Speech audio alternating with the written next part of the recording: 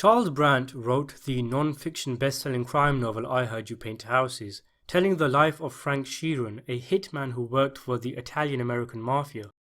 After returning from combat duty during World War II, Sheeran became a hitman for the mafia, allegedly carrying out over 20 murders, including that of the man he would go on to become good friends with, former Teamsters president Jimmy Hoffa. He had enlisted into the US Army at the age of 21.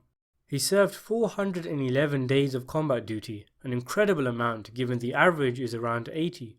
And it's during this time it's thought Sheeran became accustomed to killing.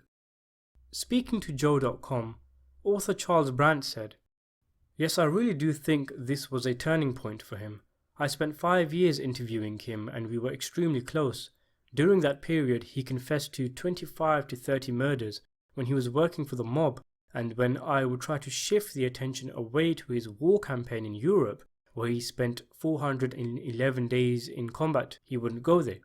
He wouldn't talk about it. He would yell at me. I had to go to the history books and follow his division's campaign trail. Little by little, I had to break that down until he felt comfortable talking about it. He was so traumatized by those combat days, the average was 80, and he could more easily tell me that he killed Jimmy Hoffa than anything he did in Italy and France. He liberated Dachau, he saw some horrific things, he was in 3 amphibious invasions, Salerno, Anzio, southern France, he had quite the war experience. After returning to the US, Sheeran found work as a trucker where he had a chance encounter with mob boss Russell Bufalino, who he would become good friends with. Bufalino would later put him to work for the Teamsters union president Jimmy Hoffa. Martin Scorsese's The Irishman, the movie starring Robert De Niro, Al Pacino and Joe Pesci, which is based on the book, will focus mainly on this period of Sheeran's life, his affiliation with the mob. "That's going to be a great scene in the movie," Brandt said. Frank returned from the war and got involved with a mobster called Russell Bufalino. He's the boss of the Bufalino crime family and they had interests in Pennsylvania, upstate New York, parts of NYC, Florida, Canada. He was a very powerful man. When Frank got involved, little by little, he became a part of something that he didn't know really existed, the mafia world. He knew though that Russell was a gangster. One day, he said to Russell that he had seen the movie On the Waterfront and he said he'd like to get into union work someday.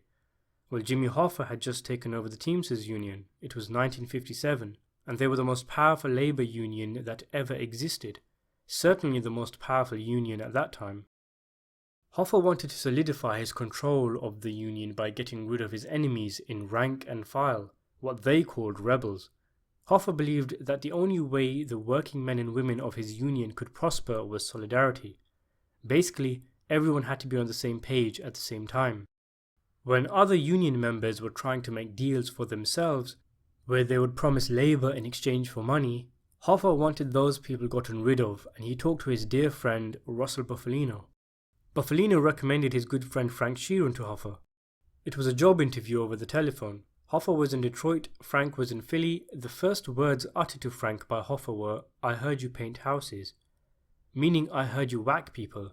The paint is the blood that splatters on the wall. Sheeran replied by saying, "Yeah, I do my own carpentry work too, which means I get rid of the bodies." Frank got the job. The next day he was flown to Detroit and he started working for Hoffa. Frank had 2 masters, Hoffa and Bufalino, but clearly Bufalino was the masters of all masters. Some years later, when Frank was ordered to kill Hoffa, he said to me, "When Russell tells you to do something and you say no, Hoffa would have been just as dead and I'd have gone to Australia with him," meaning I'd be shot down under and be dead like him. Brandt believes that despite Sheeran being the trigger puller in multiple murders, there was a morality to the man. The murder of Hoffa haunted Frank Sheeran from the day he did it until the day he died. He went to confession before he came to me even. He confessed his sins and it still haunted him. He then came to me for a 5-year confession, our interview process, and it still haunted him. He had stopped eating. He decided that it was time for him to go, and he was dead within 6 weeks of the final interview that we recorded on video. You can see him on tape, resigned to the life he did, and what bothered him a lot was the effect that his notoriety had on his daughters. They were raised Catholic and they were good people. Every once in a while, they'd pick up the paper and see their father being picked up and questioned on a murder. Until the day he died, that haunted him. His daughter brought him to the priest and explained how important it was for him to be sincere and show penance for his sins. Frank was raised by a very strict father. In fact, Frank's father had studied for priesthood, and his mother, who went to mass every morning. When he was a young fella, America didn't know about the mafia. We knew there were individual gangs of criminals, like the Capone gang in Chicago and the Waterfront gang in New York City, but we didn't know they were all connected. Frank already had a morality from his childhood, and he had a strict Catholic code. As for the movie, Brandt couldn't be happier with the filmmakers. "I'm thrilled that there's a film," he said. "The usual understanding of authors is that once the rights to their book are sold, they're usually done. Usually writers are not involved in any way after that. Just to be called in to work with Marty, De Niro and Steven Zellane was such an honor. I knew they would value what I had to say, and they did. I can't tell you what that experience was like.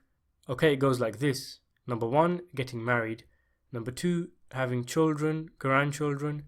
Number 3, working on this." The Irishman is set to be released on Netflix's streaming service in late 2019. Thanks for watching.